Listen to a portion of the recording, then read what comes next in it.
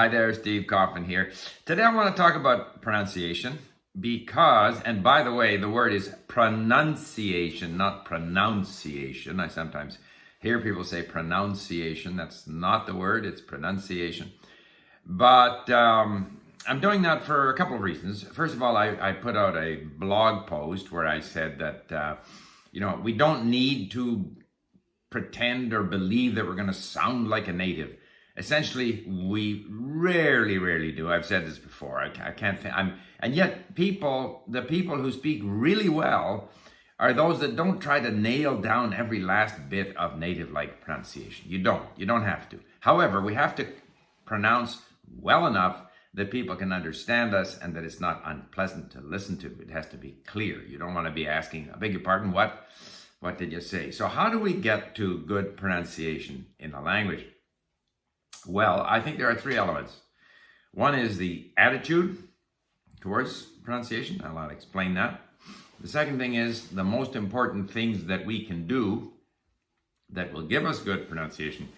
And the third thing is, remedial things. If we have what we consider to be poor pronunciation, what can we do? So, first of all, I think the attitude is overwhelming. In other words, the people who pronounce well have the right attitude. I've said this before. People who are able to get outside of their own culture and get into another culture. So I mentioned, for example, professional athletes who are part of a team. They want to belong to the team. They're going to end up speaking like the other people on the team. Whereas, say, an intellectual like a professor is less inclined to do that, tends to stay more within his own culture. We have to get outside of ourselves. That's why, for example, actors and actresses are very good at imitating accents because their whole profession consists of imitating someone else, another role. They can project themselves into another role. So, we have to have that attitude. I've called it cultural weightlessness. I'm not, for example, me, an English-speaking Canadian trying to learn Arabic. I want to be with them. I want to be part of their culture, or Persian or French or Japanese or whatever the case may be. We have to be able to project ourselves, to pretend that we are this other person. And if we hang back in our own culture, the more we hang back, the more we sort of see ourselves as almost a representative of that culture, as opposed to just being a person of no defined, identity, learning this new language, the poorer we do. We have to get outside that. So that's number one, attitude. Number two is, what are the steps that are going to give us good pronunciation? I think the biggest thing is listening. When I start a new language, and inevitably in these books they'll have pages devoted to the pronunciation of the language, I spend very little time on that. Mostly I want to understand the value of the letters. So is the letter C S or a K or a Ch or a Ts? Those are some of the things that I may not pick up the first time I listen. So I kind of scan through it.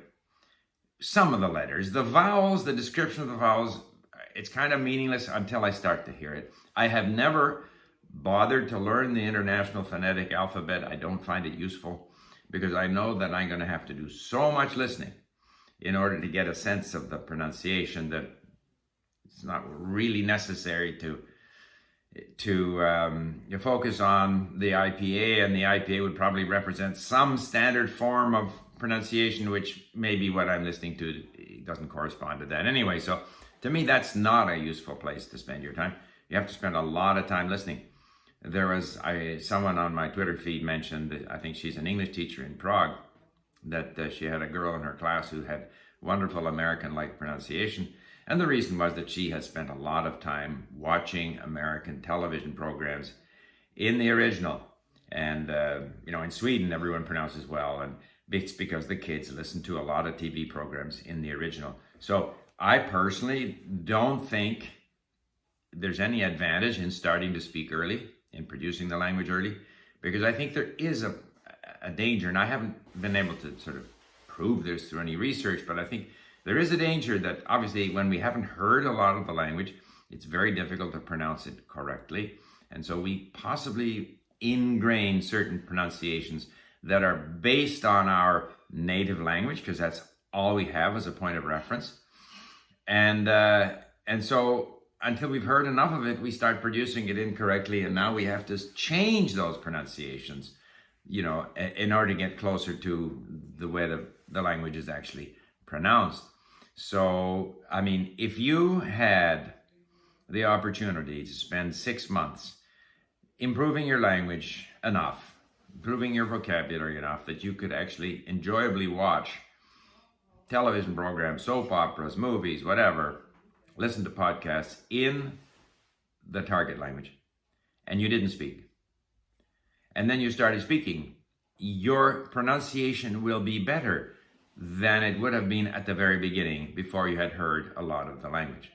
So I think a tremendous emphasis should be placed on massive listening. And because why would you, if you hear the word pronounced a certain way, why wouldn't you pronounce it that way when it's time for you to pronounce it? Why would you pronounce it some other way? In most cases, it's not that we are incapable of producing the sound. It's that we see a word, and for whatever reason, it triggers a certain pronunciation based largely on our own language. Yeah, there are some sounds that are difficult to pronounce. In every language, there are a few sounds that are difficult to pronounce, and we may never be able to pronounce them correctly, but most of the sounds we have. And so why aren't we using those sounds? Why, as I often mention, my father, who was born in Czechoslovakia, or was, the Austro-Hungarian Empire when he was born, he would say Nova Scotia instead of Nova Scotia. Scotia, it's a province in Canada. He heard it all the time, but he would always say Nova Scotia. It's not that he can't say Scotia, but for whatever reason, in his mind, it's Scotia. So I think there are many examples of that where we are capable of making the sounds, but for whatever reason, because we didn't get enough exposure to the language before we started speaking, we see a word, it triggers that reaction. And bear in mind, especially in English, and I'm finding that in Arabic and Persian, I have trouble pronouncing a word that I haven't seen before. So because the value of the letters can change, in Persian it's u, it's va, they don't have vowels. It's just very difficult to pronounce a word that I haven't seen before. So I end up relying on my memory of how the word is pronounced if I see a word. If I see a new word, I'm guessing at how it's pronounced, but hopefully I'll hear it often enough that I'll be able to pronounce it. But what is driving my pronunciation is what I hear. And so I think we have to devote a lot of time to a lot of listening so that the brain just assimilates it. It becomes natural. This is naturally how it's pronounced. Now, if you do all of this listening, you're still not going to be like a native, because there will be sounds that we can't produce, like who in Swedish, or there's a whole number of these in different languages that are difficult to pronounce. And even if we are imitating what we heard or what we think we hear, it's never going to be 100%. And I have dealt with so many non-native speakers of English who speak English very, very well, but I can't think of any person who learned a language as an adult who is genuinely can be mistaken for a native. Those people are so rare as to not really matter.